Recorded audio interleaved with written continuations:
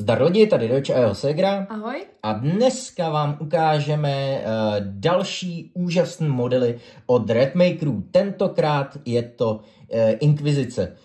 Inkvizice celkově tak vlastně vyšla zatím jenom v jednom boxu, Ashes of Fate. A bohužel ještě samostatně nevyšla, takže teď ji buď musíte schánět nějak horko těžko, nebo případně můžete využít Redmakerů, který vlastně celou tu inkvizici udělali pro vás, abyste si vy ji užili ještě než vyjde samozřejmě originální bedna. Takže tentokrát tady máme inkvizici vytisklou na 12K tiskárně, jo? Pomalu, ale jistě se šoupeme stále výš a výš. Nejdřív to bylo 8K, teď 12, jsem zvědavý, co budeme tisknout potom, v jaký kvalitě. No a důležitý je, že tentokrát ještě do popisku videa, tak vám dám kontakt na člověka. Když budete chtít něco z videa, co uvidíte, tak ho stačí kontaktovat, on vám to vytiskne, profesionálně připraví, očistí a pak už pošle jenom produkt, který vy si složíte. Případně, když se s ním domluvíte, tak vám to rovnou může poslat poskládaný a nebudete se s tím vůbec párat. Takže pro lidi, kteří prostě nemají 3D tiskárnu a chtějí vlastně mít rovnou kompletní tým a nechtějí se tím zaobývat, tak tohle je perfektní možnost. Takže nezapomeňte, v popisku videa bude odkaz a tam se můžete domluvit. Tak jo, a my už vám pomalu, ale jistě předvedeme tým. První, tak tady máme veterána s nožíkem a bodáčkem, jak mu říkám já. Tady vidíte, že zase, jo, jakmile tisknete na něčem víc jak 4K, tak samozřejmě jsou vidět ty detaily ještě neuvěřitelně víc. Jo. Když se podíváte na tu rozetu templářskou, inkvizitorskou, tak vidíte ty úplně miniaturní, jak to popsat, miniaturní špičky prostě. A naprosto mě to fascinuje stále doteď, jak celkově tahle věc funguje. No, teď, když ho vlastně pomalu otočíme, tak uvidíte, že ze stran tak má i nože, jo, granát. Vidíte všechny tyhle ty detaily, které si můžete užít, stejně jako na originálech, dalo by se říct. No a je to prostě skvělý. Dokonce tenhle se mi možná líbí víc než originál, i když myslím si, že tenhle je tak nějak na stejno s originálem. Protože tenhle má něco do sebe a originál má něco do sebe. Jo, vždycky ukážu, vždycky poměřím tak nějak, nebo řeknu, jestli se mi líbí víc originál, nebo jestli se mi líbí víc tenhle 3D vytisknutý. No, teď tady máme samozřejmě lítající lebku, kterou už jsme mohli vidět dost podobnou u Solar Guardy. Jo, takže lebka, která nese knížečku, zase inkvizitorská rozeta. Jo, a nic moc tady úplně zajímavého, samozřejmě model perfektní, jo, to je klasika, ale je tam toho vlastně minimum, no, ale když nakreslíte všechny ty kabely nějakou zajímavou barvou, tak si myslím, že i tak to bude docela masakr. No, teď tady máme Mystika z Holí, který... Tady si nejsem jistý, jestli je lepší originál, nebo jestli je lepší tenhle vytisklej. Jo, tady v tomhle případě tak je to ženská, v tom originále tak je to chlap z Holí.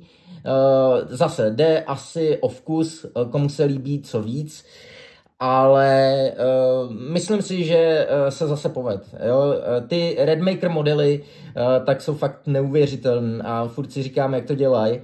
Protože když jsem se ještě díval na jako další 3D tisk, tak zatím jsem nenašel až tak dobrou kvalitu jako tohleto, kdy ty modely fakt vypadají, že jsou jako z Warhammeru, někdy jsou takový jako kostrbatý, že to nevypadá tak realisticky.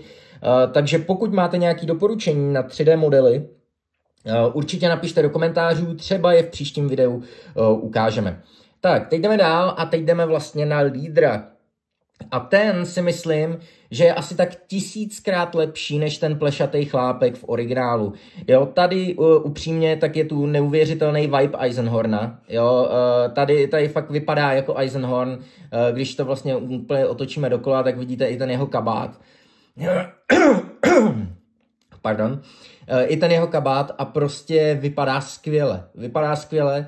Já když jsem viděl ty inkvizitory, to odhalení, tak jsem si říkal, jo, konečně inkvizitoři, to je super, bude tam Eisenhorn, budou tam zase další moji oblíbenci.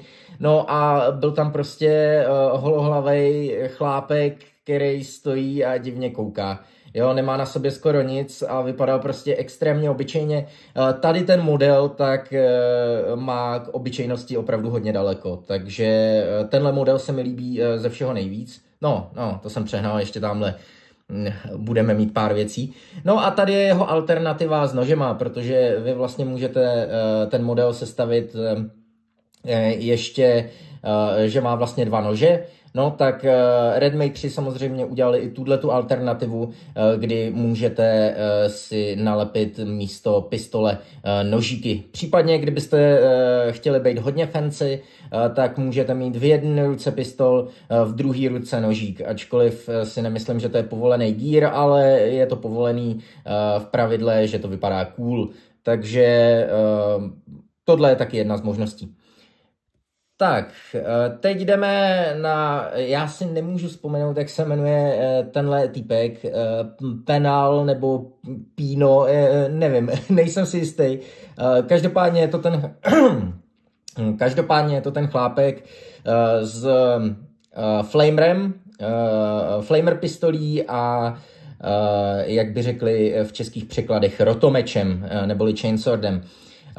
Vidíte, když se podíváte, Segra to celý otočí, tak uvidíte každý ten detail. Nejvíc ze všeho mě fascinují ty vlasy. Jo, já nevím, jestli vám to přiblíží ještě víc Segra a uvidíte to, jo, a natočí to třeba na tu přední stranu. Jo, ale ono, když potom tisknete na těch lepších tiskárnách, tak jako když tam jsou takový miniaturní bodlinky, tak je to masakr. Furt to nedokážu pochopit, že to vytisklo. A vlastně vypadá celý skvěle, akorát co jsem koukal, tak zrovna tenhle model moc nehrajou. Ale vzhledem k tomu, že vlastně si to můžete 3D vytisknout celý, tak můžete mít každý ten model. Tam v té krabici tak byl problém s tím, že můžete mít jenom některý z těch modelů a že nemůžete mít všechny. Tady si můžete vytisknout všechny a prostě je obměňovat. Tak, další model už je paní s 2 pistolema, jednou plazmou a jednou klasickou pistolí. Tady ta je skvělá, ale tady bych možná preferoval model z originálu. Jo, ačkoliv někdo by řekl, že tady zase vypadá líp, jo, ten model z originálu, tak je jenom takový postoj obyčejný, tam má takový trochu akčnější postoj, ještě přitom řve, když jde zabíjet heretiky, takže to si myslím, že je bonus navíc. No a hned tady máme její druhou verzi, a to s obouručním chainswordem. Jo, takže takhle vypadá, když jí vyměníte ty ruce. Jo, zase je to alternativa, většinou se hraje ta paní s 2 pistolema, ale teď, když to máte vytisklý, tak můžete používat obě 2.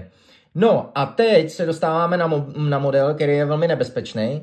Jo, doporučuji ho vzít velmi opatrně. A to je ten jejich Autosavant.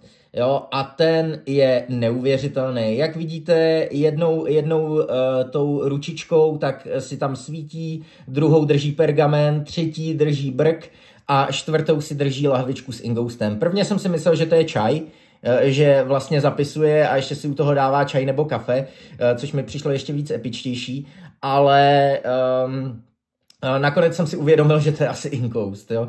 Tady vidíte, že má na zádech ty svitky. Musím říct, že tady se Redmakeři opravdu překonali, protože tohle je dost masakr. Jenom dávejte si bacha, mají tendenci, ten brk samozřejmě, i ten svitek, tak jsou velmi nebezpeční, můžou se dost lehce zlomit. Takže dávejte na to pozor, stejně jako teď si dává Segra extrémní pozor a snaží se to nezlikvidovat. Tak povedlo se jí to, celou dobu vidíme její ruku druhou, super. No a tady máme servitora s nějakou pořádnou ganou. Jo, tady si myslím, že to je tak nějak vyrovnan s Games Workshopem, někomu se spíš bude líbit tenhle, jinýmu zase ten jiný servitor, jo, tenhle je na 32 mm bejsce, oproti těm ostatním, který jsou všichni na 25. No a tady máte samozřejmě i různé možnosti. Teď, když pootočíme na tu zbraň, tak uvidíte, že tady má plazma kanon. Jo? Takže tady má obří plazma kanon, který je naprostá prasárna, protože má vlastně ještě blast, takže tím plazma kanonem trefíte nepřátele, klasicky dáte hod, jo? Takže 5-6 damage a ještě blast, takže to trefí víc nepřátel najednou. Naprosto nechutný a teď vám ještě ukážeme ty další dva kanony, které tam jsou. A to, jestli se nepletu, tak je, jak se tomu nadává, tohle je Heavy Bolter, myslím, nejsem si jistý, co tam je vlastně za gear, jestli je to Heavy Bolter, nebo jestli se tomu říká jinak, každopádně je to Bolter. No a to druhý tak je Melta.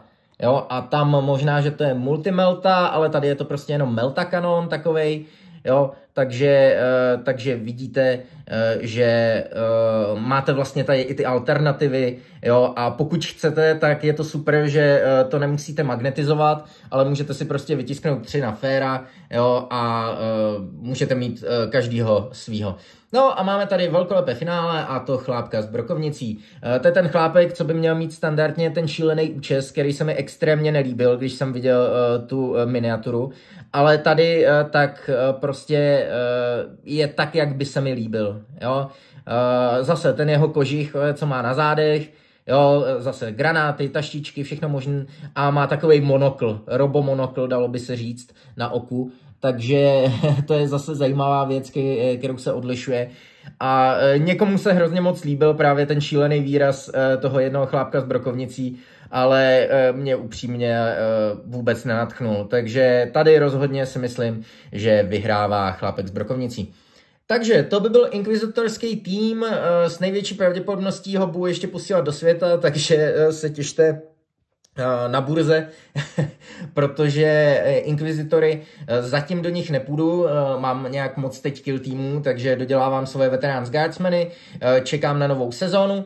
No, ale tohle je perfektní varianta pro lidi, kteří nesehnali Ashes of Fate a chtějí si zahrát inkvizitory, chtějí si je vyzkoušet. Já upřímně to dělám tak, že třeba si 3D vytisknu určitý tým, otestuju ho, zahraju si ho a pokud mě baví, tak třeba přejdu i na originály, ale nebo zůstanu u toho 3D tisku. Nebo případně dám mix, jako třeba tady, tak jednu figurku toho, řekněme, inkvizitora Eisenhorna, jo, pro mě je to Eisenhorn, tak si nechám. No a ty další dvě, co jsou tady vystaven, tak ty prostě půjdou do světa. No takže kdybych si v budoucnu kupoval tenhle ten tým, tak budu mít určitě tu lepší miniaturu toho vyšetřovatele. Tak jo, to by bylo. Nezapomeňte v komentářích napsat, která miniatura se vám líbí víc oproti originálu, nebo případně, která se vám líbí víc právě originální. No a v popisku videa tak samozřejmě bude chlápek s 12 tiskárnou, s perfektníma službama, který vám všechno vytiskne, všechno připraví, s kterým se perfektně domluvíte a nemusíte řešit vůbec nic, žádné očišťování, žádné děsivé věci a bude to samozřejmě perfektně posláno, perfektně zabaleno. Mám s ním zkušenosti, je skvělej, vlastně tenhle ten tým, tak posílal on, tisknul on, takže vidíte, že ta kvalita je opravdu neuvěřitelná a že je to opravdu znát, když jde o hodně malý detaily, tak prostě ten rozdíl 4K až třeba 8 nebo 12K tiskárny, tak je hodně znát. Takže když jste jako hodně velký detailisti a chcete to mít fakt jako hodně detailní, tak vřele doporučuji, čím vyšší, tím lepší, jako již tradičně. Tak jo, to je od nás všechno, loučíme se, já i moje ségra. Ahoj. A zatím se mějte. Čus.